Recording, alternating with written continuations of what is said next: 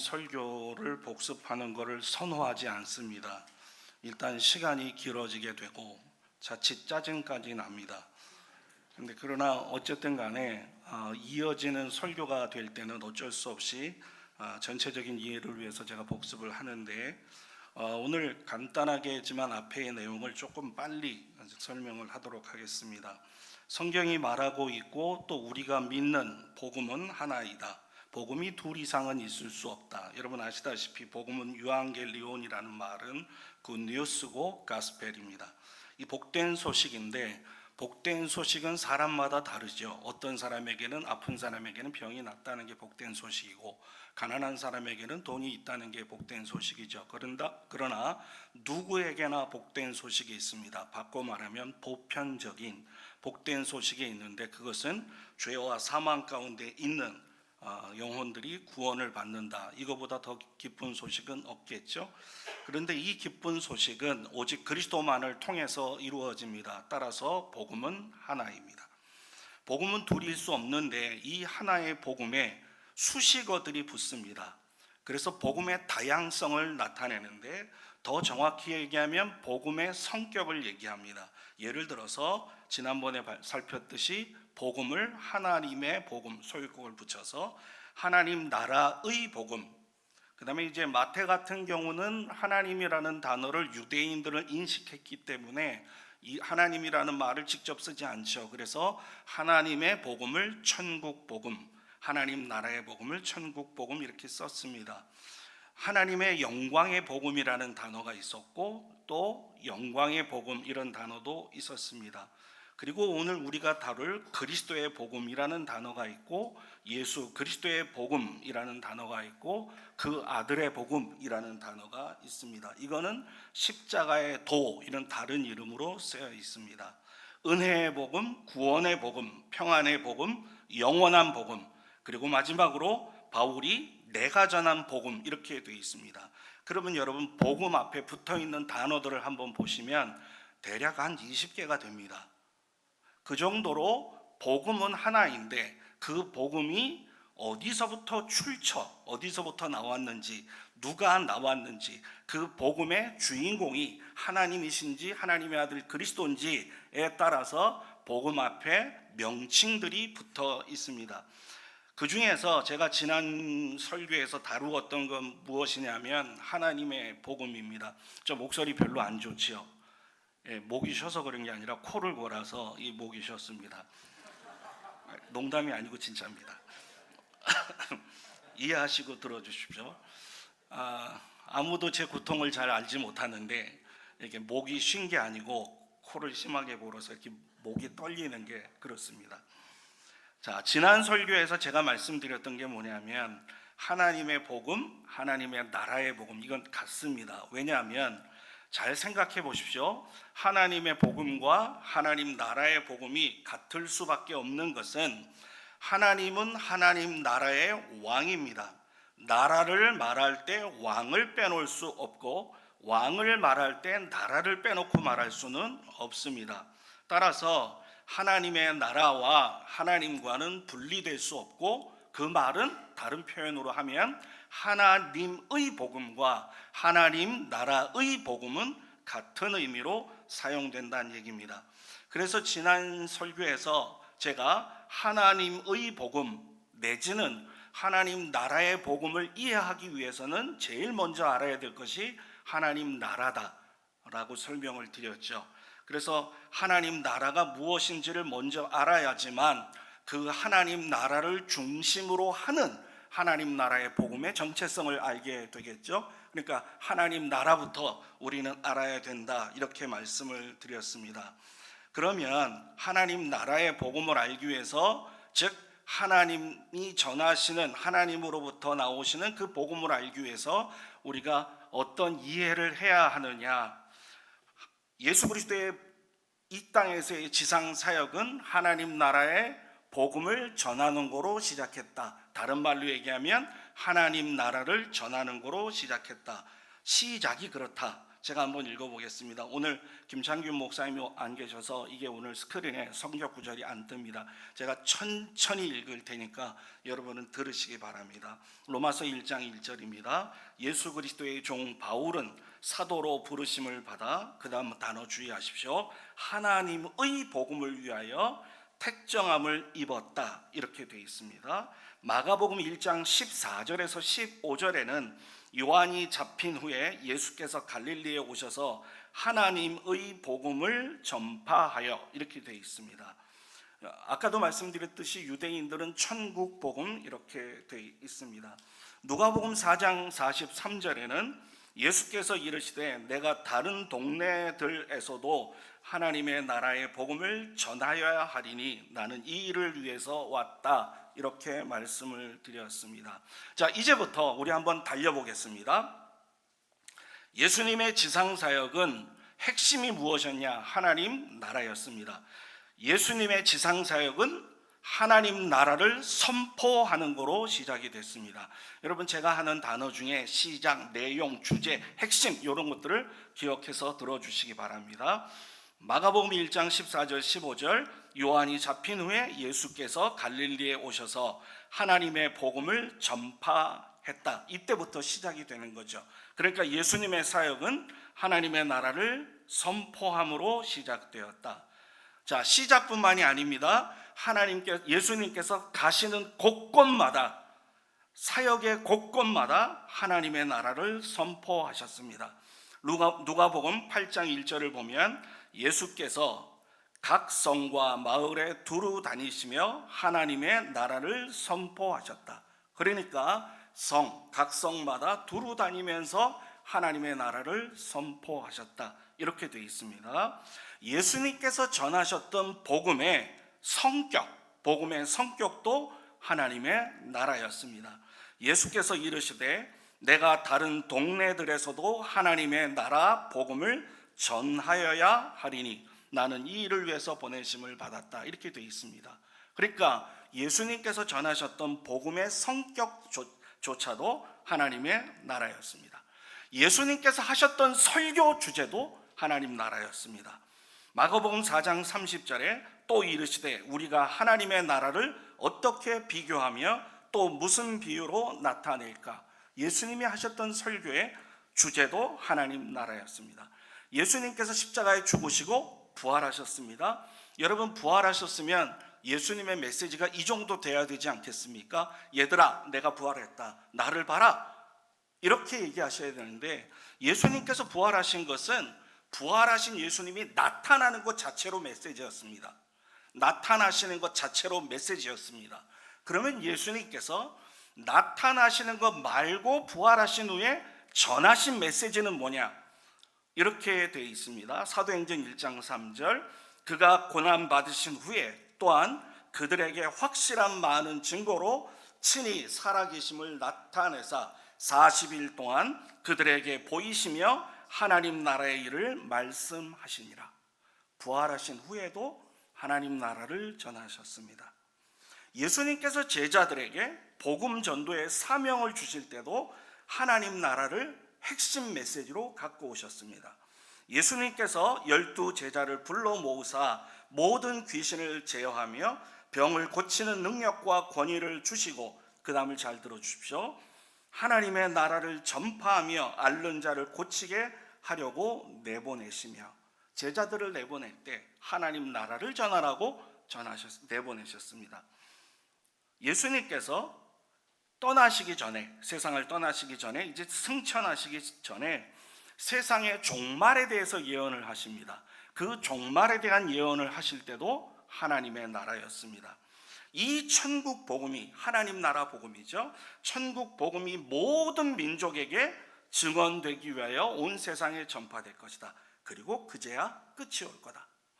자, 여러분, 제가 지금 예수님의 사역의 시작, 예수님이 사역하시는 곳곳마다 예수님이 전하셨던 복음의 성격, 예수님이 하셨던 설교의 주제, 그리고 부활하신 후에 예수님의 메시지, 제자들을 보내실 때 메시지, 그리고 세상의 종말을 얘기하실 때도 주님의 메시지는 하나님의 나라였습니다. 죄송하지만 우리는 하나님에 대해서 너무 모릅니다. 하나님 나라에 대해서 너무 모릅니다. 우리는 십자가의 복음 그러면 다 합니다. 근데 하나님의 복음, 하나님 나라의 복음 그러면 죄송하지만 전혀 몰라요. 그러면 우리가 예수님의 설교를 이해하지 못하고 있다고 해도 과언이 아닌 거죠. 예수님의 공생의 사역 전체의 주제가 뭐였냐? 하나님 나라였습니다. 그러면 이렇게 중요한 하나님의 나라가 도대체 무엇이냐? 지난달 제가 이 하나님 나라에 대해서 설교를 끝내니까 어떤 분이 오셔서 이런 질문을 했습니다. 이 질문이 저는 굉장히 중요하다고 생각을 합니다. 하나님 나라가 오는 나라라면 예수님을 믿고 천국 가세요 이렇게 하는 전도는 잘못된 겁니까? 예수님을 믿는 사람은 죽으면 천국에 간다고 얘기를 했는데 그러면 그렇게 말하지 않아야 됩니까? 이렇게 질문을 하셨어요. 저는 이 질문이 굉장히 타당하다고 생각을 합니다. 왜냐하면 지금 우리 머릿속에 있는 하나님의 나라와 우리가 죽으면 가는 천국과 하나님의 나라의 개념이 정리가 되어 있지 않는 겁니다. 그러면 이걸 어떻게 정립을 해야 되느냐? 정립을 못하면 우리가 신앙생활할 때 무엇을 구해야 되는지 모르게 됩니다. 여러분 주기도문에서 무엇이라고 써 있냐면 나라가 임하옵시며, 그때 나라에 가게 하옵시며 이렇게 얘기하지 않아요. 주기도문에 하나님의 나라가 임하게 해달라고 기도하지 하나님 천국 가게 도와주십시오 이렇게 얘기하지 않습니다. 그러면 하나님의 나라는 분명히 우리가 제대로 정립하고 있지 않는 개념 중에 하나인 겁니다. 자, 이 개념을 제가 설명하기 위해서 이렇게 얘기를 드렸습니다. 우리 오사카로 단기 선교를 가죠. 일본에 갑니까? 일본이 옵니까? 제가 이 질문 드렸어요. 일본이 이게 이제 저한테 점점 쇠뇌가 되는 겁니다. 일본에 가지요. 일본이 안 오죠. 그렇죠. 미국에 가지 미국이 안 오죠. 근데 성경은 하나님의 나라가 물론 가는 나라이기도 하지만 하나님 나라가 온답니다. 하나님 나라가 온다, 나라가 온다라는 이 단어 자체에서 성경이 말하는 하나님의 나라는 우리가 지금 알고 있는 나라의 개념과는 다르다 하는 걸 우리는 금방 파악할 수 있습니다. 자, 아까도 말씀드렸듯이 그러면 우리가 하나님 나라 죽으면 하나님 나라 간다 그렇게 설교하지 말고 그렇게 전도하지 않아야 되느냐? 아니에요. 그렇게 하셔야 됩니다. 그러면 목사님, 우리가 죽으면 간다는 하나님의 나라와 지금 목사님이 설교하시는 하나님의 나라를 우리가 어떻게 구분해서 이해해야 합니까? 이해를 하기 위해서 먼저 에덴 동산으로 가겠습니다. 하나님께서 에덴 동산을 하나님의 나라로 만드셨습니다. 하나님의 나라의 핵심은 하나님의 통치입니다. 하나님의 통치. 한번 따라해 보시겠습니까? 하나님의 통치. 이게 하나님 나라 개념입니다. 자, 하나님께서 에덴 동산을 만드시고 하나님이 아담과 하와를 통치하십니다. 근데 아담과 하와가 하나님의 통치를 거부합니다. 선악과를 먹는 것은 내가 하나님 위치에 올라가서 선과 악을 판단하겠다는 하나님에 대한 반역이고 구태타입니다. 그러니까 하나님의 통치를 거부합니다. 아담과 하와의 후손인 모든 사람이 하나님의 통치를 거절합니다. 그리고 사단의 통치 아래 들어갑니다. 이게 어디까지 가냐면 여러분, 선악과가 하나님의 위치에 올라가려고 하는 거였죠. 인간들이 똑같은 죄를 짓는데 바벨탑을 쌓으면서 하늘에 닿고자 합니다. 바벨탑을 쌓는 것과 선악과를 먹는 것이 공통점이 무엇이냐면 하나님 위치에 가는 겁니다. 하나님의 통치를 안 받겠다는 거죠. 그래서 하나님께서 이 하나님을 대적하는 인간들을 하나님이 쓸어버립니다. 뭘로 쓸어버리시죠? 어려운 질문입니다. 1번 종이로, 2번 물로 쓸어버리십니다. 그리고 노아의 가정만 남겨놓습니다. 그러면 노아는 당대 의인이에요. 당대 의인이라는 말은 칭의하고 개념이 좀 다릅니다. 그 시대의 의인이라는 얘기입니다. 그 의인만이 남았고 그의 가정만 남았으면 하나님의 통치를 받아야 되는데 노아의 후손조차도 하나님의 통치를 거절합니다. 그래서 하나님께서 어떻게 하시느냐? 안 되겠다. 내 통치를 받는 샘플을 하나 만들어야 되겠다. 내 통치를 받는 샘플 민족을 하나 만들어야 되겠다 하고 누굴 부르십니까? 아브라함을 부르십니다. 그리고 아브라함과 그의 후손을 통해서 하늘의 별처럼 바다의 모래처럼 후손을 만들고 그들이 하나님의 통치를 받을 때 하나님의 통치를 받는 백성이 얼마나 행복한지 얼마나 대단한지를 열방에 보여줘서 그 열방으로 하여금 하나님의 통치 안으로 들어오게 하는 것, 이것이 하나님의 뜻이었습니다. 근데 문제는 뭐냐? 이스라엘이 더 타락하는 겁니다. 하나님의 통치를 받는 샘플이 돼야 될 이스라엘이 더 타락하는 겁니다. 하나님의 통치를 거절합니다. 그래서 하나님께서 어떻게 하십니까? 선지자 보내십니다. 선지자 보내서 북이스라엘, 남이스라엘 계속 보내서 돌아와 내 통치 안으로 돌아와. 내 통치 안에 있어야지만 너희들이 온전해. 돌아와. 안 돌아옵니다. 수많은 선지자를 보내지만 안 돌아옵니다. 하나님이 어떻게 하셨습니까? 그래? 그러면 내 통치 거절했으니까 이방 통치 한번 받아봐 하고 바벨론으로 보내버립니다. 포로 생활을 하면서 하나님의 통치가 아닌 이방 통치를 받으면서 울지요. 그래서 여러분 그 옛날에 그 팝송 가운데 바벨론 강가에서 우리가 운다 하는 그 팝송이 있죠. 제가 차마 지금 여기서 부를 수가 없어서 부르지는 않겠습니다. 그 바벨론 그 강가에서 시온을 생각하면서 웁니다. 그게 이제 바벨론에 끌려간 거죠. 거기서 끝나는 게 아니라 하나님께서 통치자를 예언하십니다. 리디머를, 구속자를 예언하십니다. 너희에게 내가 이제는 선지자를 통해서 통치하지 않겠다. 내가 너한테 대리하지 않겠다. 내가 직접 통치하겠다. 그리고 그 직접 통치하겠다는 예언이 세례 요한에게서 이루어집니다. 세례 요한이 이렇게 얘기하죠. 회개하라, 하나님 나라가 가까이 왔다.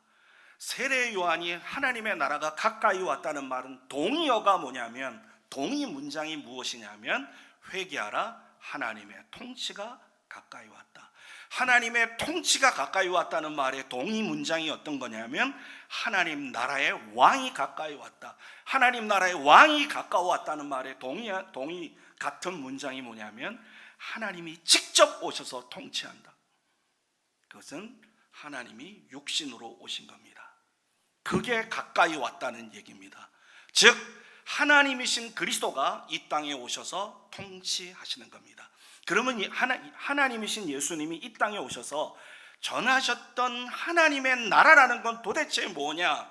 그건 여러분이 예수 믿고 구원받고 천국 가는 그 하나님의 나라, 요 개념보다 훨씬 더 넓습니다.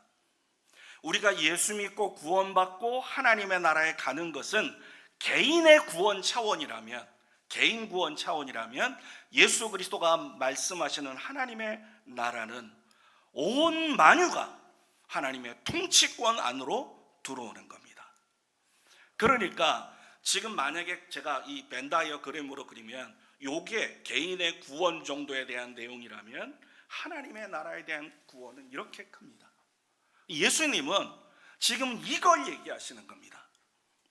이 하나님의 나라가 내가 갖고 왔다. 그러면 그 하나님 나라 안에 예수 믿고 하나님의 나라에 가는, 천국 가는 그 일들은 이 안에 다 포함이 되어 있습니다.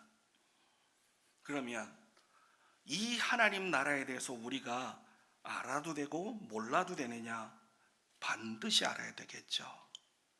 그러니까 하나님 나라의 복음이라는 것, 바로 이런 뜻입니다. 그러니까 하나님 나라의 의미의 일차적인 의미는 하나님의 레인, 다른 말로 얘기하면 통치예요. 통치. 그것이 하나님께서 모든 영역을 통치하신다. 한 영역도 제외하지 않는다. 하나님의 통치의 범위에서 벗어나는 일은 없다. 그게 하나님의 주권 교리와 직접 연관이 있습니다. 자, 그러면 신자가 죽으면 천국 가는 것에 대해서는 성경에서 어디에 써 있느냐? 대표적으로 몇 구절만 보겠습니다. 누가복음 24장 33절, 예수께서 이르시되 내가 진실로 내게 이르노니 오늘 내가 나와 함께 낙원에 있을 거다. 강도에게 하신 말씀이죠. 오늘 네가 나와 함께 낙원에 있겠다. 이건 죽으면 천국 간다는 얘기입니다. 이걸 부인하는 게 아닙니다. 예수님께서 우리가 담대히 원하는 바는 차라리 몸을 떠나 주와 함께 거하는 것이다. 바울이 한 얘기입니다. 우리가 지금 여기서 몸을 떠나 천국에 가는 게 낫겠다. 이거 분명히 죽으면 가는 천국을 얘기합니다. 마태복음 7장 21절에 나더러 주여 주여 하는 자마다 다 천국에 들어갈 것이 아니요 이 천국 분명히 죽으면 가는 천국입니다. 신자가 죽으면 가는 천국입니다. 근데 예수님은 이것만 전한 게 아닙니다. 예수님의 궁극적인 설교의 제목은 하나님의 나라였습니다. 그래서 지금 방금 전에 얘기했던 걸 정리해 두십시오. 여러분 머릿속에 죽으면 천국 간다는 것은 개인 구원에 초점을 맞춘 메시지이고 하나님의 통치, 하나님의 나라, 이것은 전 우주적인 겁니다. 여러분 누가복음 19장 12절에 보면 이런 내용이 있죠. 한 귀인이 왕위를 받으려고 먼 나라로 갑니다. 이거 제가 지난번 설교 때 말씀을 드렸어요. 여러분 왕위를 받으려면 어떻게 해야 되는지 아십니까? 선거를 해야 됩니다. 그렇겠죠? 아니면 왕족으로 태어나야 됩니다. 옛날이라면. 근데 성경에서는 귀인이 왕위를 받기 위해서 어떻게 하느냐? 먼 나라로 갑니다. 그러니까 이 귀인은 국토를 얻으려고 가는 게 아닙니다. 이 사람은 백성을 얻으려고 간 것도 아닙니다. 이 사람은 통치권을 받으러 간 겁니다. 나라는 통치권입니다. 우리가 영어로 렐름이라는 단어를 쓰는데 이게 뭐냐면 에어리어 개념이 아니고 하나님이 다스리는 영역, 이 개념인데 이 영역은 우리가 들어갈 영역이기도 하고 들어간 영역이기도 합니다. 자, 그러면 이제 하나님 나라에 대해서 좀 정리를 할 필요가 있겠죠.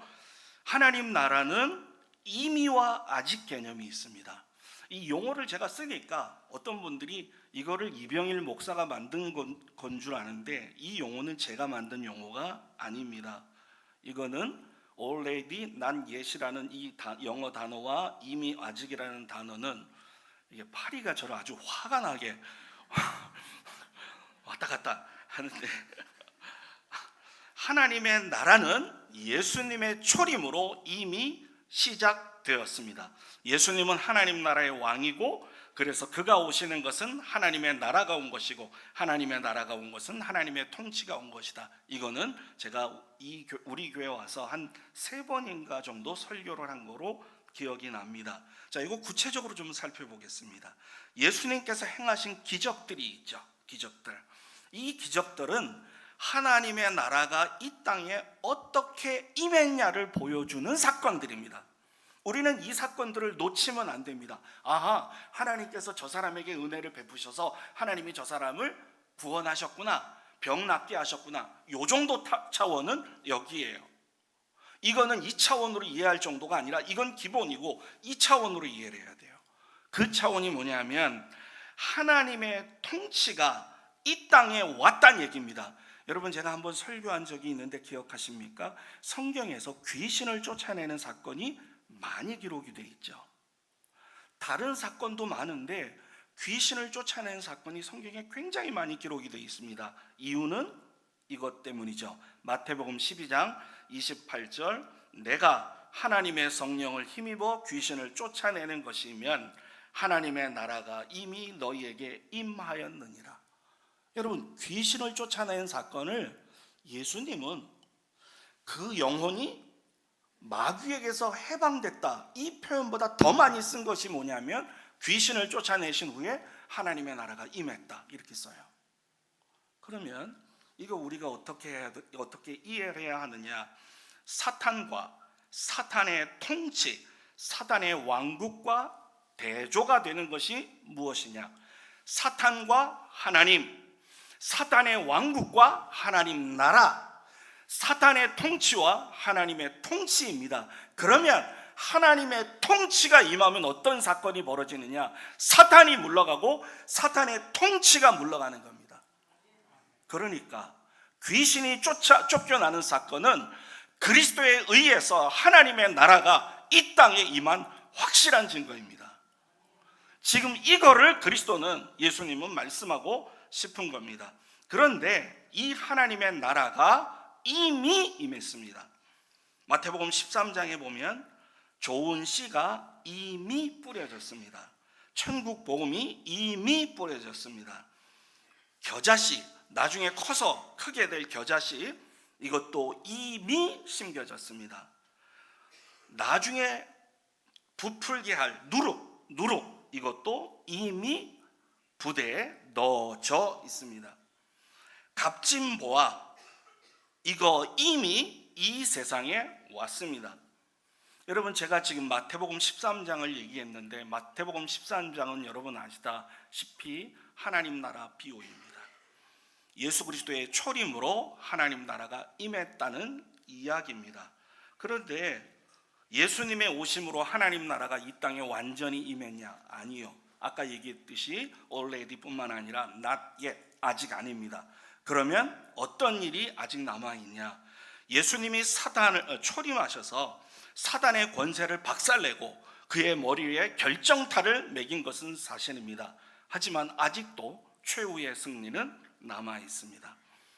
여러분, 예수님께서 이 땅에서 사역하시는 동안에 사단을 결박시켜 놓으셨다, 이렇게 생각하시면 됩니다. 하나님의 나라는 아직 완성되지 않았습니다. 뭐 때문에, 무엇으로 알 수 있느냐? 아직도 사단이 역사하고 있거든요. 아직도 사단이 교회 안에 역사하고 있고, 사단의 역사가 신자들 안에도 있습니다. 여전히 죄와 사망 가운데 죄를 짓고 하나님을 대적하는 일들이 이 땅에는 있습니다. 따라서 하나님의 나라는 아직 완성되지는 않았습니다. 그리스도의 초림으로 하나님의 나라는 시작되었고, 하나님의 나라는 지금 성령과 교회를 통해서 확장되고 있으며, 그리스도의 재림 때 하나님의 나라는 완성이 될 겁니다. 자, 하나님의 나라 그리스도의 재림으로 완성된다고 말씀을 드렸습니다. 그렇다면 이게 하나님 나라의 복음이겠죠. 여러분, 오늘 본문을 잠깐 다시 한번 살펴주시겠습니까? 본문 잠깐 좀 보여주시면 고맙겠습니다. 여기 16절과 19절을 한번 좀 같이 읽어보도록 하겠습니다. 16절, 19절 한번 같이 읽도록 하겠습니다. 16절부터 좀 읽겠습니다. 같이 읽어보죠. 이 은혜는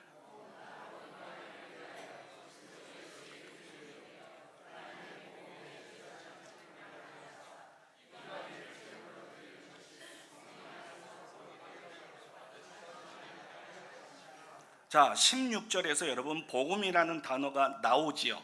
그 앞에 어떤 복음이 나오냐면 하나님의 복음입니다. 지금까지 우리는 하나님 나라의 복음을 배웠습니다. 하나님의 복음을 배웠습니다. 19절을 한번 보겠습니다. 19절, 표적과 기사의 능력으로 성령의 능력으로 이루어졌으며 그리하여 내가 예루살렘으로부터 두루 행하여 일루리곤까지 뭐라고 되어 있습니까? 그리스도의 복음이라고 되어 있습니다.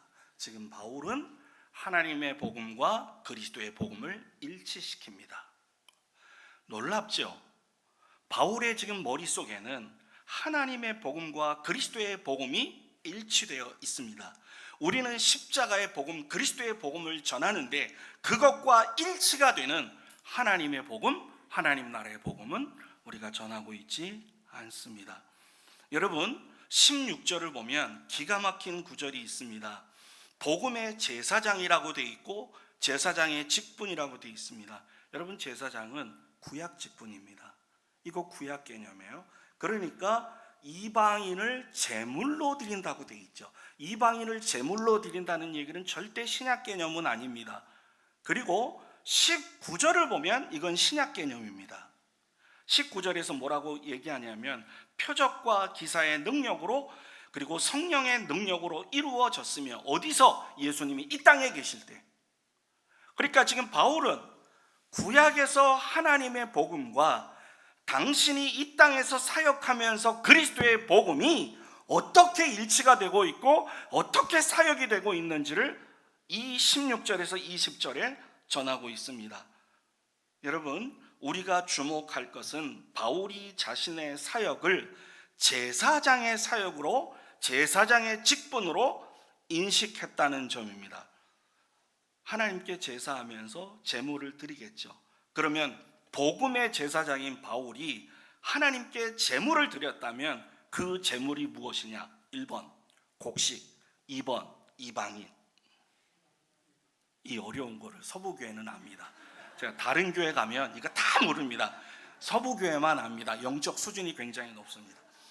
여러분, 지금 바울이 뭐라고 그러냐면 이방인을 제물로 드렸답니다. 그럼 이방인을 확 쳐갖고 죽여서 드린 겁니까? 구약 제사라면 어떻게 해야 됩니까? 제물 확 죽여갖고 피를 탁탁 한 다음에 드리잖아요. 그럼 바울이 그렇게 드렸을 리는 없을 거 아닙니까? 그러면 16절에서 바울이 얘기하는 이방인을 제물로 성령 안에서 드렸다는 말은 어떤 의미이냐? 이방인에게 복음을 전해서 그들로 하나님의 백성이 되게 하는 거다. 그러면 다른 말로 얘기하면 유대인들 머릿속에는 이스라엘, 유대인만 하나님의 자녀라고 생각을 했는데 바울은 이방인들이 복음으로 하나님의 자녀가, 하나님의 백성이 된다. 이거를 이방인을 제물로 드린다고 얘기를 했습니다. 또 19절에서는 당신이, 바울이 성령의 능력으로 예루살렘으로부터 두루 행하여 일루리곤까지 그리스도의 복음을 전했다. 이렇게 되어 있죠. 자, 그리스도의 복음을 전해서 그들로 하여금, 이방인으로 하여금 하나님과 화목하게 한 겁니다. 그러면 바울의 사역은 이렇게 정리됩니다. 바울은 구약시대 때 제사장의 개념으로 이방인을 하나님께 제물로 드렸다. 그것은 이방인으로 하여금 하나님의 백성이 되게 하는 사역이었다. 여기에 도구가 되었던 것은 하나님의 복음이다. 두 번째로 바울은 이스라엘 백성들 뿐만 아니라 이방인도 하나님 앞에서 하나님과 화목할 수 있다는 이 복음을 전했다. 그것은 그리스도의 복음이었습니다. 하나님의 복음이나 그리스도의 복음이나 16절이나 19절을 보면 동일하게 등장하는 단어가 있는데 성령 안에서입니다. 성령 안에서. 자, 그러면 이제 우리는 정리가 됐습니다. 하나님의 복음이 곧 그리스도의 복음이구나. 그리스도의 복음을 믿는 자만이 하나님 나라에 들어갑니다. 십자가의 복음을, 즉 그리스도의 복음, 십자가의 복음을 믿는 자만이 하나님의 통치권 안으로 들어갑니다. 하나님의 통치권 안으로, 그것이 하나님 나라의 복음 안으로 들어가는 겁니다. 고린도전서 1장 18절 말씀 제가 읽어보겠습니다. 십자가의 도가 멸망하는 자들에게는 미련한 것이요 구원을 받는 우리에게는 하나님의 능력이라. 마가복음 1장 1절에도 예수 그리스도의 복음, 누가복음 1장 9절에 그의 아들의 복음, 고린도전서 1장 18, 19절에 십자가의 도. 그렇다면 오늘 우리가 진도를 어디까지 나왔냐? 하나님의 복음, 하나님 나라의 복음, 그리고 그것은 천국 복음, 그리고 그리스도의 복음, 십자가의 복음까지 왔습니다. 자, 이제 여러분에게 하나 얘기를 하고 마치려고 합니다. 예수님께서 이 땅에 오셔서 하나님 나라를 전하셨죠. 근데 예수님의 제자들은 아주 독특하게 복음을 전합니다. 제가 본문을 띄울 수는 없으니까 제가 그냥 외워버리겠습니다. 예수님의 제자들은 하나님 나라와 그리스도의 십자가를 전했더라, 이렇게 되어 있습니다. 뭐가 하나 달라졌죠? 예수님의 제자들은 하나님의 나라와 그리스도에 관해서 전합니다. 그리스도를 통해서만 하나님 나라에 들어갈 수 있기 때문에 그렇습니다. 예수님께서 하신 말씀이 이거죠. 나로 말미암지 않고는 아버지께로 갈 자가 없다. 이 말은 예수 그리스도를 통해서만 지금 예수님이 계시는 저 천국에 들어갈 수 없다, 요 말이기도 하고, 동시에 어떤 말이냐, 나로 말미암지 않고는 하나님의 통치권 안으로 들어갈 수 없다 하는 뜻입니다. 여러분, 서부교회 안에도 하나님의 통치가 이루어져야 합니다. 이건 선택사항이 아닙니다. 우리가 성경을 믿는다면 하나님의 통치가 이 안에 임해야 됩니다. 그러려면 어떻게 해야 되느냐? 예수 그리스도의 통치는, 하나님의 통치는 구속사적 통치입니다. 구원받아야 하나님의 통치 안으로 들어갑니다. 하나님의 통치를 못 받는 백성이 있습니다. 아직 구원에 이르지 못한 사람들입니다. 그들에게 십자가의 도를 전해서 너희가 들어와야 될 하나님의 나라, 너희가 지금 들어와야 될 하나님의 통치가 이것이다. 그리고 이 안에 들어온 사람만이 참된 평화를 누릴 수 있다 하는 것이 우리의 서부교회의 메시지가 되어야 될 줄로 믿습니다. 기도하겠습니다. 하나님 아버지, 감사합니다.